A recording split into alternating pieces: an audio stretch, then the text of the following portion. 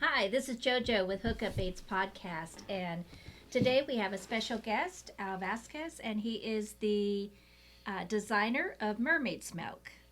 But before we get started talking about Mermaid's Milk, I'd like you to tell the listeners, how did you start in fishing? What? Tell us a little bit about Al and growing up and fishing, and how you got into fishing. Well, I owe all that to my dad. Um, he was taking me fishing, the little stock trout pond since I was 2 or 3 years old enough to walk, and I was hooked ever since. We used to fish trout primarily up at I think it was called like Lake Sherwood, and he'd tell me we're leaving at 5 in the morning, and I always wanted to be the first one on the lake to get the good spot. And I'd be waking him up an hour before we were supposed to leave, and it's like he just knew that at that point. It's like, yeah, this guy's in. He loves to do it, and so it started that.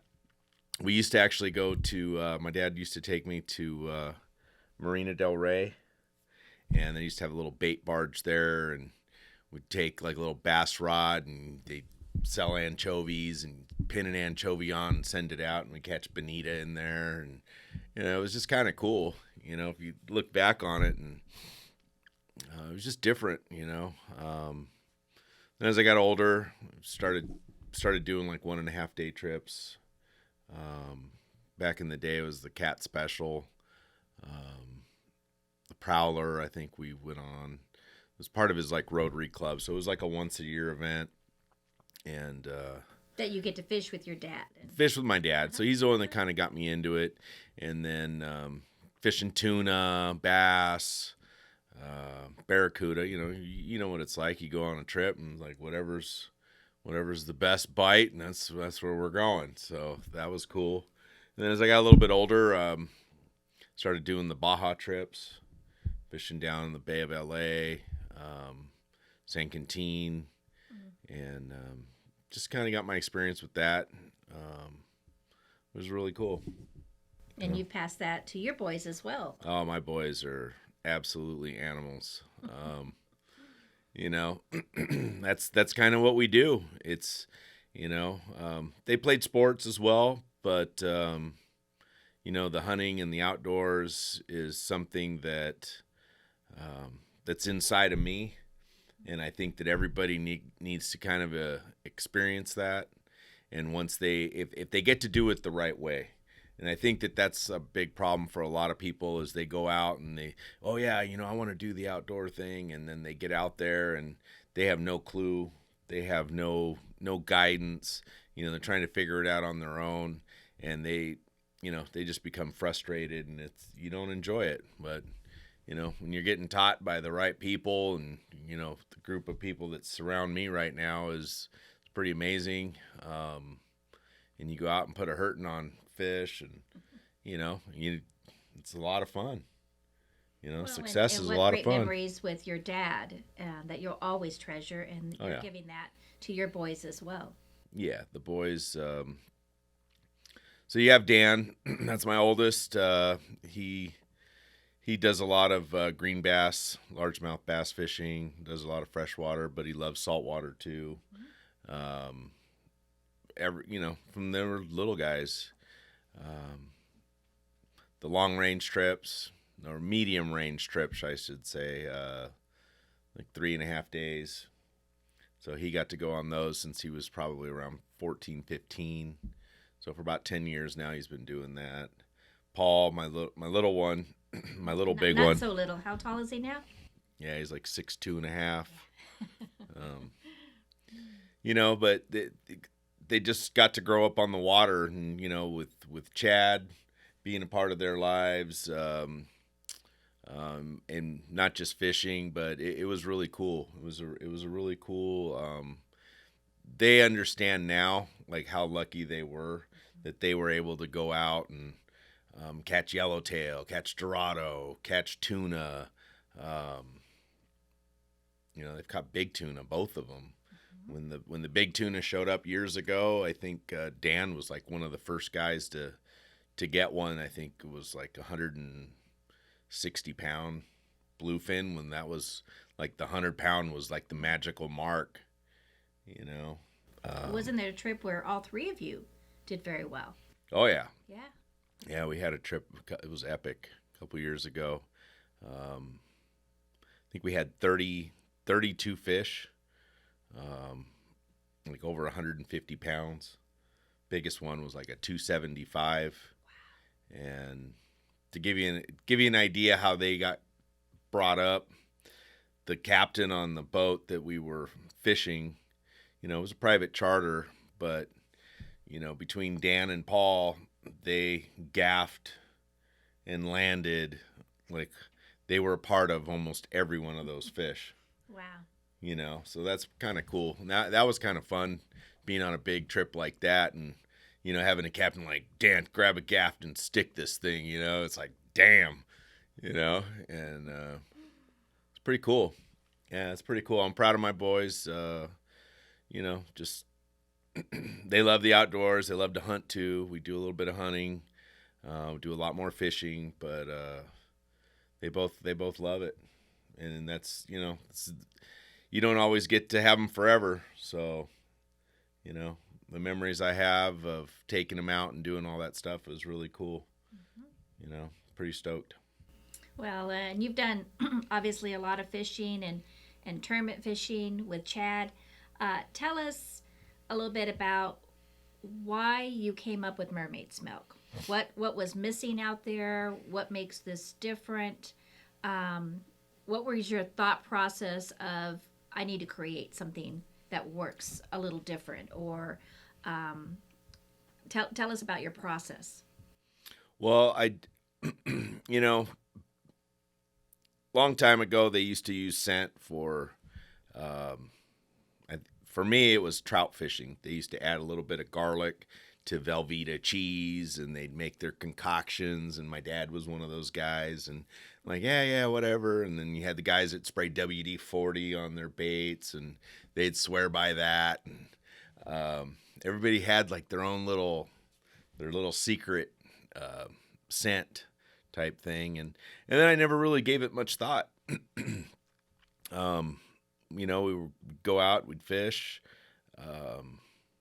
They had the stuff, you open up the jar, I forget the name of it, and we would dip baits in that every once in a while, and that was effective at times. And then Chad and I were fishing, and he had some some guys that would show up and like, hey, try my scent, you know, hey, try my scent, try this, try that. And then we would take it out, and sometimes it worked, sometimes it didn't. Sometimes it was just kind of like, guys, it's too much work trying to get the scent into our baits. And so Chad and I, you know, we were kind of talking about it, and I'm like, you know, I said, maybe I should just come up with something. Let me see if I can figure this out. And it was kind of painful, to be honest. I mean, it took probably close to a year of cooking and stinking up my house, and you know, you can imagine what that's like, you know. All my buddies, you're up there churning the mermaid's milk, you know. Hey, don't be jealous. I'm the guy who gets to milk mermaids for a living, you know. So, yeah, so it basically we came up with Mermaid's Milk based on being effective, ease of use. If it's not easy to use, you're not gonna use it and apply it. And you know, we added some things to it. It has the flake in it. That also helps it out. The bottle's designed to, you know, work perfectly with the hookup bait. And did you try lots of different types of bottles and you know, what's going to work best and easy? Yeah, we tried different bottles, different tips. This is a open closed tip, so basically when you get it, you know, you just twist it open. You can stick it right inside the bait, and when you apply it, you just find the bait has a nice little cavity for it, which what really works. So you just kind of squeeze it in there until you fill it up, and So now you have your bait, your scent inside.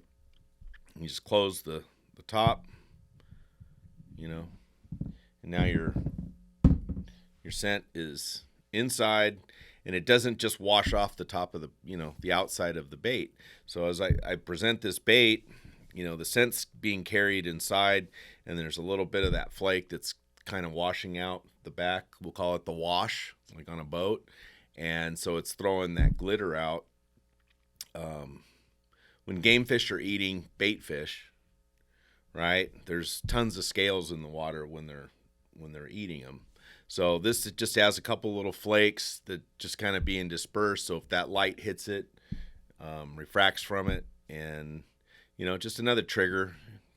Not saying it's 100% foolproof, but it's definitely not hurting. And how often would you suggest applying, or when would you use scent for the hookup baits?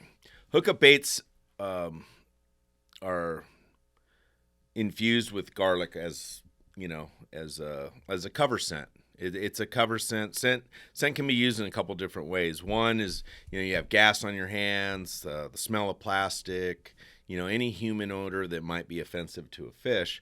So you could use it as a cover scent, but these scents are designed so when they smell it, they know that they're eating the real thing. So we're attracting them. Okay. So that definitely helps out. And the way you realize if you need more scent is, you look inside the cavity of the bait, and as it washes out, it'll last probably, I don't know, I would say maybe 10, 12 casts, something like that. And you just kind of apply it as needed. Sometimes it makes all the difference in the world.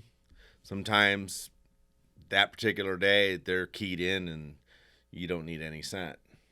But when you need it, you better have it. Now, talk and tell us, the listeners, you have 4 different types of scent. Right. Can you be a little more specific of the particular scent and what it is designed for, or the targeted species? Sure. So the white one, the white one here is the garlic. That works on all game species. It's primarily designed for trout. It does work for catfish. It works for bass. It works in the saltwater. It's a good cover scent, just like the hookup bait is infused with. Then we go to the yellow one here. This is our fin bait. Fin bait would be more your chovy, sardine, that type of scent. Also adds a nice yellow lateral line on your bait, which gives it an extra color. When you look at baits and you look at sardines, their little gill plates and stuff like that. That bicolor definitely will help. So when fish are feeding up on the surface and they're feeding on the fin bait, that's the color that you go with. When the fish are down deeper and this red one here is the crustacean. When they're feeding on shrimp and crab and things like that, we copied that color to mimic the red crab. So you apply it the same way.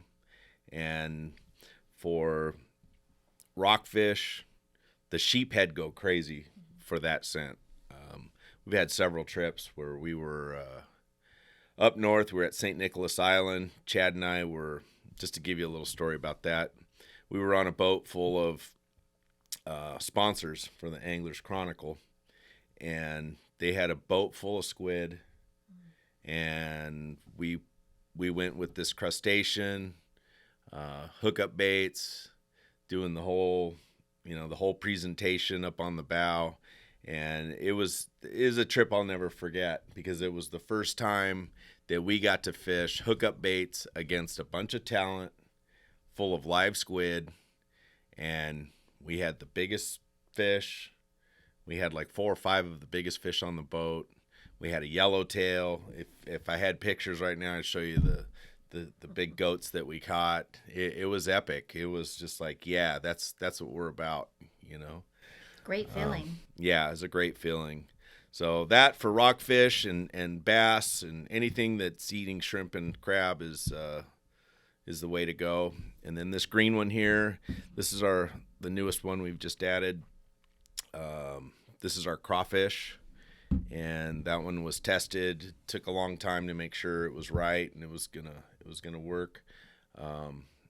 We tested it all over, from Havasu, Mojave, all the way down here in San Diego Lakes and stuff. So it got the approval, and so we're excited. That one also works really well on saltwater bass.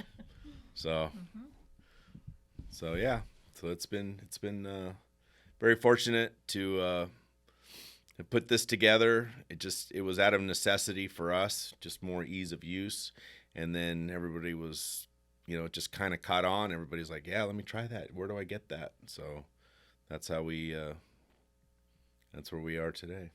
And with the consistency, if I know some of your days start very early in the morning, and obviously we can get a little summer heat at times. Right. Does the consistency bear to temperature at all? Yeah, that's a great question. Get that asked a lot. So this is temperature sensitive. It's basically designed 72 degrees, 80 degrees. It has a consistency of, I would say it's more like a gel toothpaste, if that's, if that's the right, consistency of it. If it gets cold, it's going to get firm. So you just take this and you shove it in your pocket. If you're out fishing, wherever you happen to be, just kind of warm it up, and then that takes care of that. If it's too hot and it's just too runny, because we like it to stay inside the bait.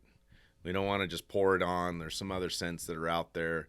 You put it in and you go like this, and it's just dripping all over the boat and all over your clothes, and that's just not how we roll. You mean the way I fish the Mermaid's Milk? Cannoli. I just love it. Yes. Yeah. Yes. The more the merrier for mine. Yes. Yeah. So if it does get runny, you can just stick it. Like, I've been on like a sport fishing boat. We were at Clemente. The sun's out. I'm using my scent, and just take it up and stick it in the bait tank.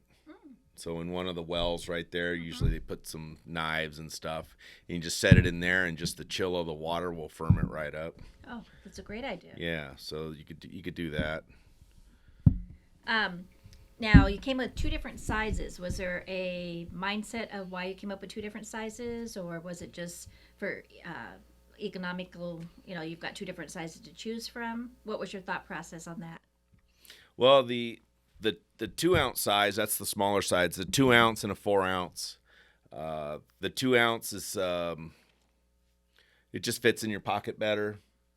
To be honest, I mean, Chad was like, yeah, I kind of like the 2 ounce because I just slide it in my, my hoodie, and I pull it out, and I'm spotty fishing. It's easier. I'm like, okay, everybody. That's what's so great about Hookup Baits is that it's collective. I would be like, oh, I'll take the big one, because I want more, but that's cool. It's just ideas like that. And then the 4 ounce, if you're fishing outside, if you're fishing salt water and you have a big bait, you need to go with the 4 ounce. The 2 ounce is not going to cut it. So it's just not enough scent for a big bait. And then you mentioned choosing the right scent for the right targeted species, right. But also it can change the belly of a hookup bait as well. Does that play into effect of which ones you might use for where you're fishing? Yeah, a little bit. I kind of like, if you're on a surface grind, I would go with the fin bait again. Just for fishing chovy, sardines, stuff like that, I would definitely go with the fin bait. And then if you're down deep, structure, and they're eating crabs and shrimp and things like that, I'd go with the crustacean, the red one. And we have a lot of groms that fish the shores. Okay. And they've always asked, out of all the scents, what would you recommend? They're here in San Diego and they're shore pounding. Any recommendations for them? I would go with crustacean. That's that's my winner. Some people will tell me different, but that's what I'm going That's with. your go-to? That's my go-to. And you designed the crawfish for freshwater, but we sure have a lot of orders for individuals that are fishing saltwater. Why do you think it's a crossover so easy? Well, crawfish, I mean, it has the right oil scent. It has the right trigger, I guess, for their brain. It's a crustacean of some sort, so it's got to be the reason that they love it. And for trout fishing, the hookup baits obviously are infused with a garlic scent. All right. Would you apply more garlic, Mermaid's Milk scent when needed, or what were your thoughts on that? Because I know you do a lot of trout fishing. Yeah, the trout fishing, the one thing I never really thought of, because when you're talking fishing for trout, it's ultralight line, small bait. Yeah, it's great, if the conditions are all right and there's no wind. But I don't know about you, but when I go fishing, there's wind, and I'm always on the wrong side of the lake or whatever, wherever I'm at, if you're fishing from a boat.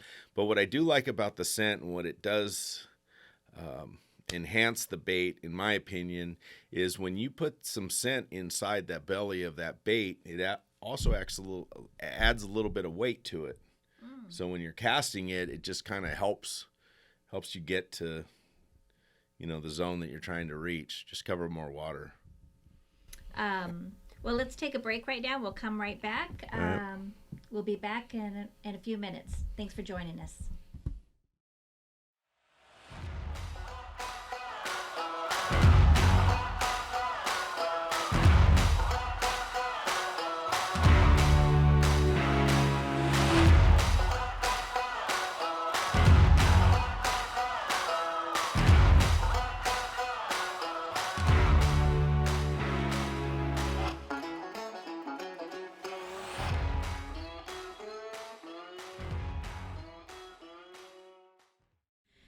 Oh, we are having way too much fun here, and now that we both have caught a breath here, Yeah, I was losing something there. let's try and pick up on the yellowtail and tuna fishing and how Mermaid's Milk helped in those trips.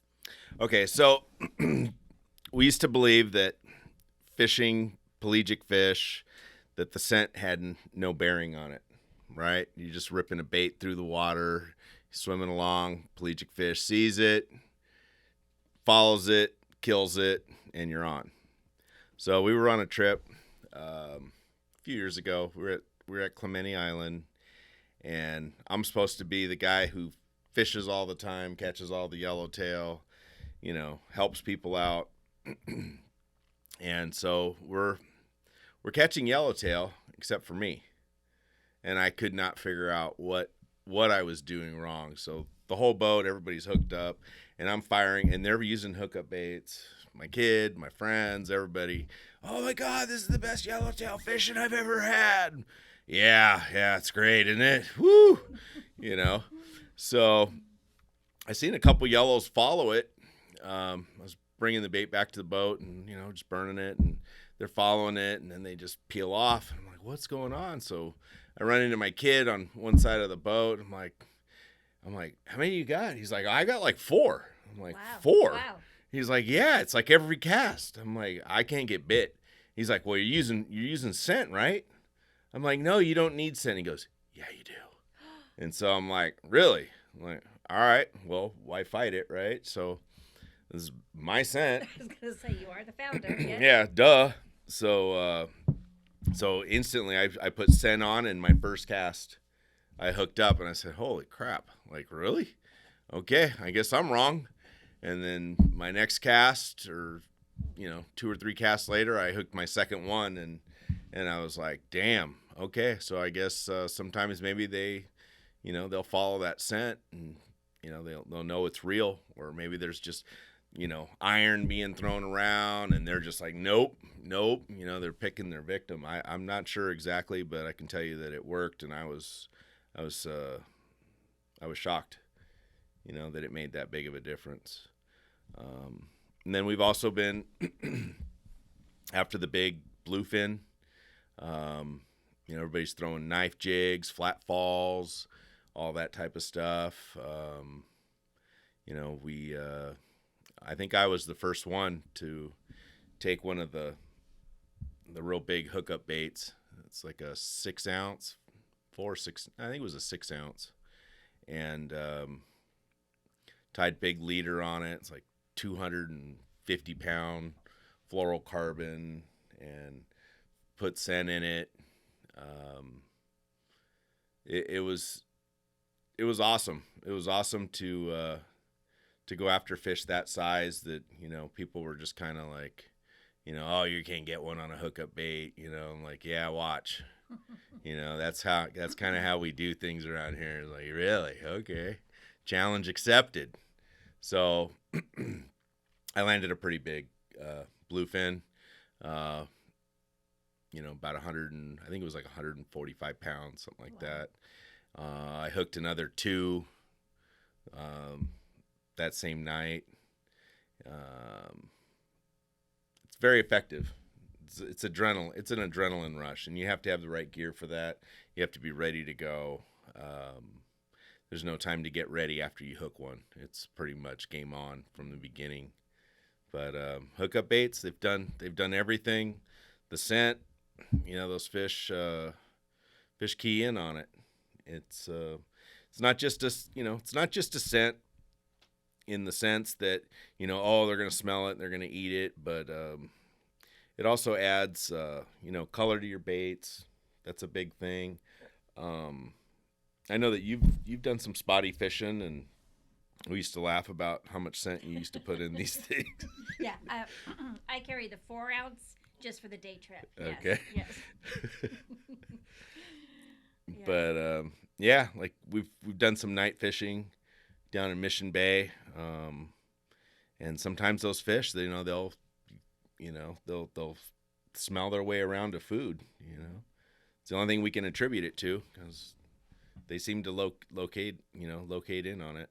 And there's certain combinations that seem to work. What are kind of your favorite combinations for hookup baits color and the type of scent that you're putting in the belly to kind of change that to give it a third color?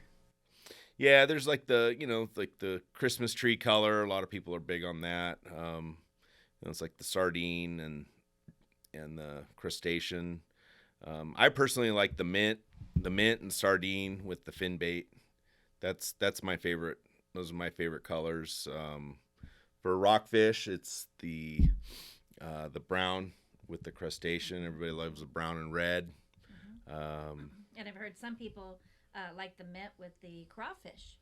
Yeah, that's what I'm starting to get some feedback on that. They really like the crawfish with the mint.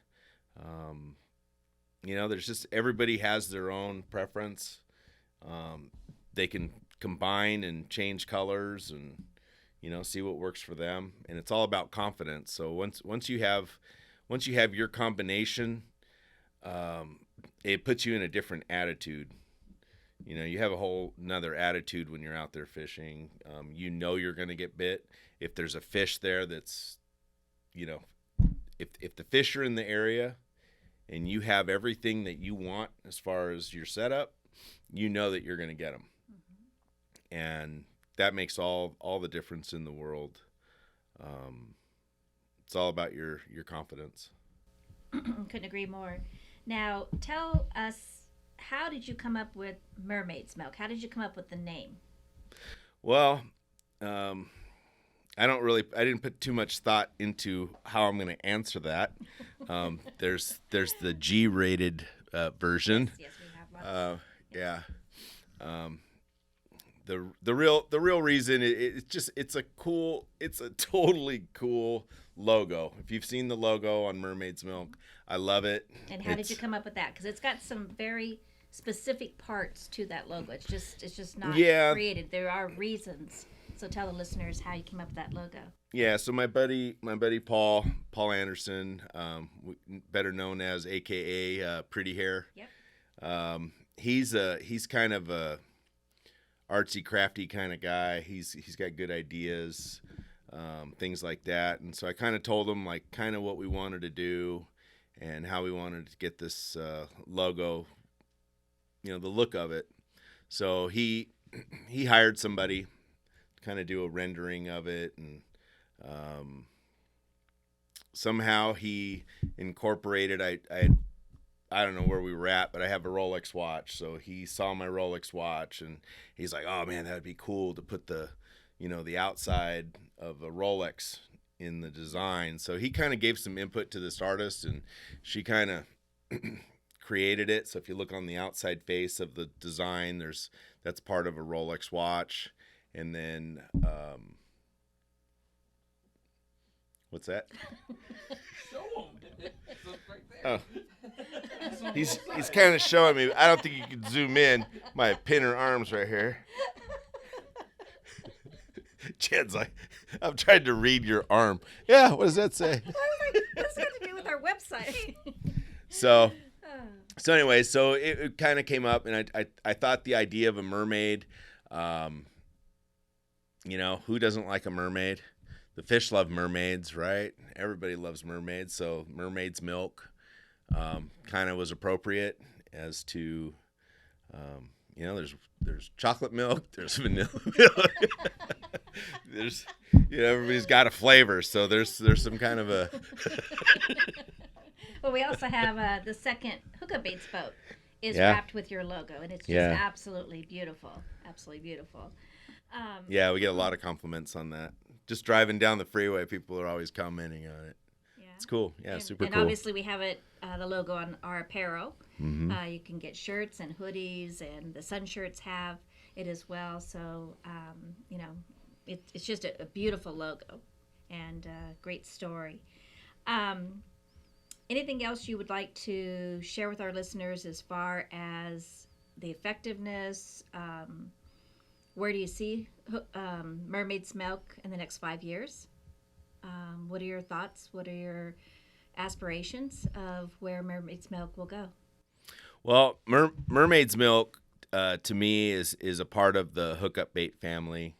I've been all in and have always been a 100% believer in the Hookup Baits brand or product, or however you guys want to describe it, the family that belongs to it. So however big Hookup Baits gets, that's how big Mermaid's Milk's going to get. So wherever we go, whatever ocean we end up on, whatever lake we end up on, that's where it's going. Well, and it's a true partnership. I mean, it's a partnership among friends as well as a partnership among the collaboration of the bait and why the scent was designed and how it makes it so easy for our customers to use and the effectiveness of adding to the bait. Yeah, I think for people that are kind of in, skeptical on whether they should use scent or not use scent, I think if they try it, they're going to realize that they've been missing out. That's just my opinion. I think that once you kind of get used to it and you start applying it and you see the results, I think that's going to make them a believer. So I appreciate that. Well, thank you for your time. I greatly appreciate it, and all the laughs today. And thank you for joining us.